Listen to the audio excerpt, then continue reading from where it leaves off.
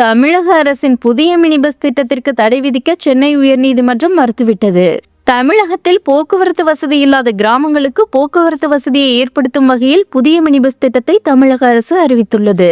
இது தொடர்பாக 2025 ஏப்ரலில் பிறப்பிக்கப்பட்ட அரசாணையை எதிர்த்து தனியார் பஸ் ஆபரேட்டர்கள் சார்பில் வழக்குகள் தாக்கல் செய்யப்பட்டிருந்தன.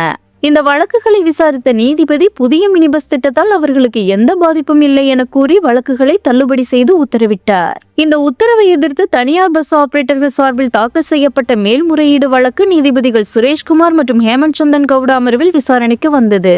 அப்போது மனுதாரர்கள் தரப்பில் மினி பஸ் திட்டத்தால் தங்கள் தொழில் பாதிப்படையும் என தெரிவிக்கப்பட்டது.